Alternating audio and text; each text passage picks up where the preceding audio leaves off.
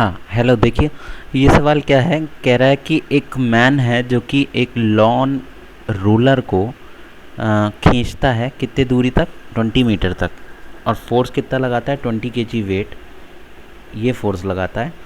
अगर वो फोर्स किसी एंगल 60 डिग्री पे लगाता है ग्राउंड से, तो उसकी पावर निकालनी है हमको 1 मिनट तक। अगर 1 मिनट तक ऐसा करता है तो कितनी पावर जो है डेवलप हुई होगी, ये हमें निकालना है। तो देखिए सबसे पहली बात तो फोर्स के कंपोनेंट को हम देखें। इस फोर्स के कंपोनेंट को देखने का मतलब है कि हम देखें यहाँ पे कहाँ कहाँ पे फोर्सेस लग रहे हैं। तो इतने हिस्से को यदि हम देखें, ये इसको गौर से आप देखिए, इसमें ये वाला जो पोर्शन आप देखेंगे, ये चीज़ जो जा रही है ना, ये है हमारा, सॉरी, ये वाई एक्सिस है, यानी कि वाई एक्सिस वाला ऊपर होगा और एक्स एक्सिस वाला नीचे होगा। इसमें कह रहा है इसमें कंपोनेंट बन रहा है, ये जो एंगल है ये 60 डिग्री कह रहा है बन रहा है। ठीक, इस फोर्स से इसने जो है मूव करना शुरू करा। ये वाला जो था ये कितना था, ये था आपका, जैसे मान लीजिए ये फोर्स लगा रहा है F, तो ये वाला हो जाएगा F cos 60 और ये हो जाएगा F sin 60, क्योंकि एंगल कितना दे रखा है, ये आपको दे रखा है 60 डिग्री। ठीक, इससे मूव करा रहा है।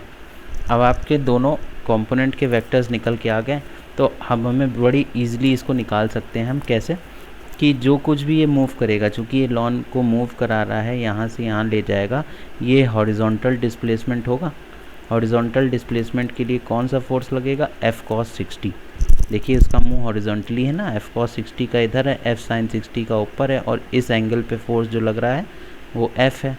तो ये वाला हो गया F cos 60, ये लगेगा हमारा।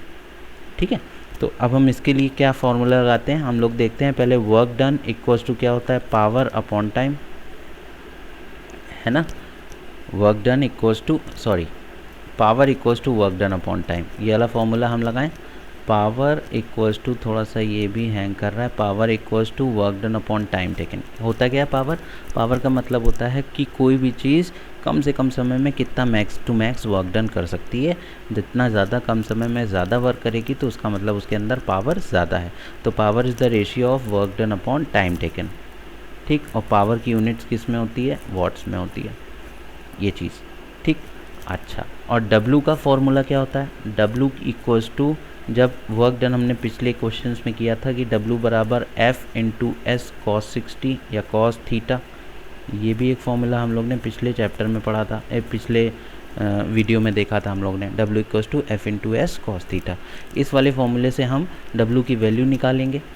ये ध्यान देने वाली बात है कि ये जो चीज़ लिखी हुई है इन्होंने ना, फोर्स ऑफ 20 kg वेट, इसका मतलब क्या है, ये जो इसका फोर्स लग रहा है वो 20 kg वेट है, यानी 20 लिखा है, kg भी लिखा हुआ है और वेट भी लिखा है।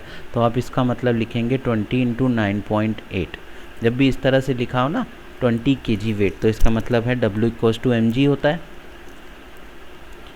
W equals to m into g. m दे रखा है 20 kg और g से मल्टीप्लाई कर दीजिएगा, तो f की वैल्यू हो जाएगी 20 kg और g की वैल्यू हो जाएगी 9.8। अब ये आ गई न्यूटन्स में। ठीक, f की वैल्यू ये आ गई। s आपको दे रखा है कितना, डिस्टेंस कितना चलता है, ये डिस्टेंस है 20 मीटर चलता है, 20 मीटर्स, और टाइम कितना लेता है, 1 मिनट लेता है। 1 मिनट तक ये करके दिखाना है, तो 1 मिनट का मतलब हो गया 60 सेकेंड। ठीक, ये वैल्यू टाइम की, ये वैल्यू s की और ये वैल्यू f की, तीनों हम यहाँ पे रख दें।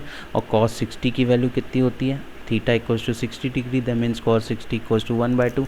सारी वैल्यूज़ उठा के हम यहाँ पे रख देंगे और टाइम से डिवाइड कर देंगे। तो पावर का फॉर्मूला होता है W अपॉन T, और W की वैल्यू ये होती है F into S cos theta upon time taken. ठीक, अब वैल्यू रख देते हैं। पावर की वैल्यू, F की वैल्यू कितनी आ जाएगी हमारी, 20 इंटू 9.8 इंटू डिस्टेंस कितना था, 20 मीटर था, इंटू cos 60 की वैल्यू 1/2 थी, और टाइम कितना था, 60 सेकेंड। पावर की वैल्यू, इसको जब हम सॉल्व करेंगे तो वैल्यू हमारी कितनी आएगी, पावर इक्वल्स टू 32.66, और पावर की यूनिट क्या होती है, watts. So this is the answer of this question. आप लोग नोट कर लीजिए, जिसको समझ में नहीं आया वो मैसेज कर सकता है मुझे।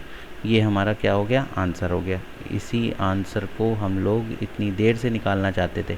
तो इस तरह के क्वेश्चन को करने के लिए हमें इस तरह की जो रूल्स हैं या इस तरह की जो भी फॉर्मूले हैं वो हमको इस्तेमाल करने पड़ते हैं। क्लियर है ना इतना? कोई ऐसी चीज़ जो नहीं समझ में आई यहाँ पे? बस दिक्कत इसमें यही कर रहा होगा कि आपने m इंटू जी कैसे कर दिया। तो जब kg के साथ वेट कह दे तो समझ जाइएगा कि आपको किसका मल्टीप्लाई करना है, g का मल्टीप्लाई करना है, क्योंकि w equals to m into g होता है। m दे रखा है kg और g की वैल्यू हमें अपने पास से लिखनी पड़ेगी। सो this is what, this is the answer. ठीक है, ओके, थैंक यू।